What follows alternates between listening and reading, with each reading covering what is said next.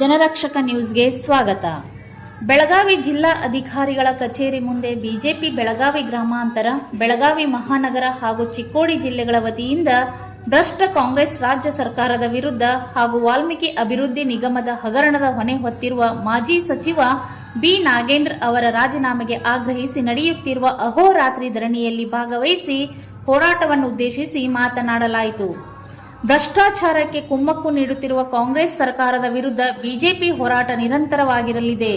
ಜನರ ತೆರಿಗೆ ಹಣದ ದುರುಪಯೋಗಕ್ಕೆ ಹೊಣೆಗಾರರನ್ನು ಕಾನೂನಿನಡಿ ವಿಚಾರಣೆಗೆ ಒಳಪಡಿಸಿ ರಾಜ್ಯದ ಜನತೆಗೆ ನ್ಯಾಯ ದೊರಕಿಸುವವರೆಗೆ ನಮ್ಮ ಹೋರಾಟ ನಿಲ್ಲದು. ಈ ಸಂದರ್ಭದಲ್ಲಿ ಬಿಜೆಪಿ ರಾಜ್ಯ ಪ್ರಧಾನ ಕಾರ್ಯದರ್ಶಿಗಳು ಹಾಗೂ ಕುಡಚಿಯ ಮಾಜಿ ಶಾಸಕರಾದ ಪಿ ರಾಜೀವ್, ಬಿಜೆಪಿ ಜಿಲ್ಲಾಧ್ಯಕ್ಷರಾದ ಸುಭಾಸ್ ಪಾಟೀಲ್ ಹಾಗೂ ಗೀತಾ ಸುತಾರ್, ಮಾಜಿ ವಿಧಾನ ಪರಿಷತ್ ಸದಸ್ಯರಾದ ಮಹಂತೇಶ್ ಕವಟಗಿಮಠ್, ಮಾಜಿ ಶಾಸಕರಾದ ಅರವಿಂದ್ ಪಾಟೀಲ್, ಅನಿಲ್ ಬೆನಕೆ, ಮಹೇಶ್ ಕುಮಟಳ್ಳಿ ಸೇರಿದಂತೆ ಪಕ್ಷದ ರಾಜ್ಯ, ಜಿಲ್ಲಾ ಹಾಗೂ ಎಲ್ಲ ಮಂಡಲಗಳ ಪದಾಧಿಕಾರಿಗಳು, ಮುಖಂಡರು ಹಾಗೂ ಕಾರ್ಯಕರ್ತರು ಉಪಸ್ಥಿತರಿದ್ದರು.